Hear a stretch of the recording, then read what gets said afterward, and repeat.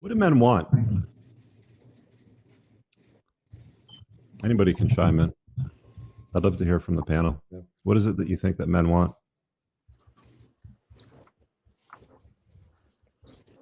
Go ahead, Jackie. I can't. Say it. Let's hear it.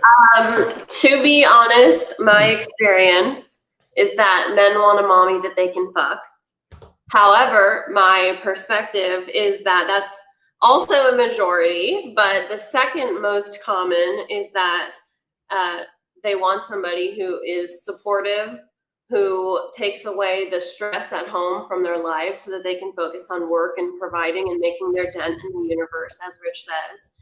And somebody who's super affectionate. And it's not something that is common. It's not something that I see in women anymore. They interrupt men. They're not feminine. They don't let him basically stand out in the ways that he's trying to show up in the world. And they're more of something that is a hurdle instead of something that complements his life. Can you sort of expand on what you mean by a mommy that you can bang? So I definitely see parallels between a man wanting a woman to cook and clean for him, just as their mom made their life easier. And as you gentlemen say, like, is useful and helpful. So I totally get it. I totally get the parallel because women also want so much of their father in their husband, right? So I get it. I'm not saying it as a bad thing. Gentlemen love to put their nose in a woman's chest. It's comforting. That's very parallel to their breastfeeding early experience. I think a lot of this stuff is natural. I didn't mean it as a bad thing. Maria, what do men want? I can't speak for all men, but I feel like, men do want a feminine woman, someone who adds on to the peace that they've created in their lives.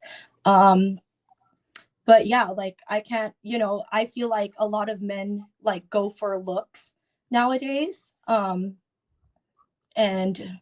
someone I agree with Jacqueline that most men, based off of my experience, they do want a mommy or someone who does things for them that their mom continues to do for them, but someone that they have a sexual relationship with.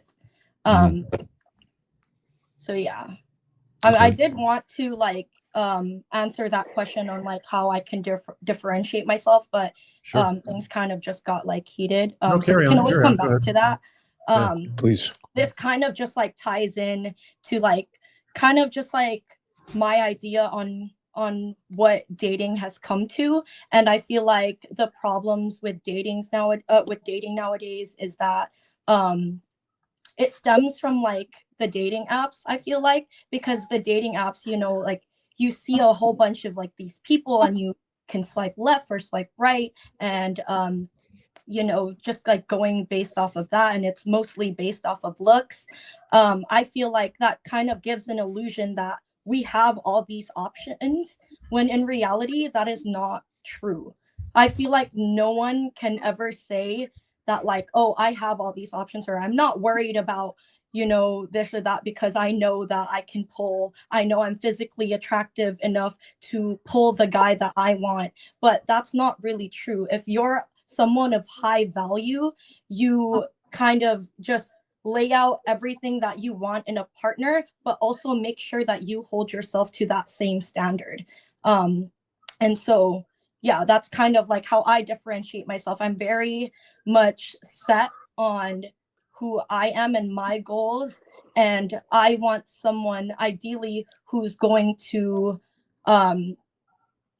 add on to the piece that I've created in my life, or someone who is going to complement it, so that we could. But Maria, what are those specific things? You say oh, I built this, or I've acquired that. What are we talking about specifically though?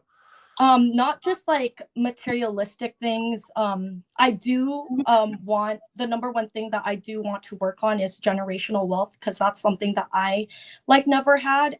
So that's why I'm very like hardworking, and that's what kind of makes me, I guess, masculine, is because I like to work and I like to make money. But what do you do for a living? I work in bottle service, and I'm a college student majoring in communication. Yeah. So what's your plan when you get out of school to make generational wealth?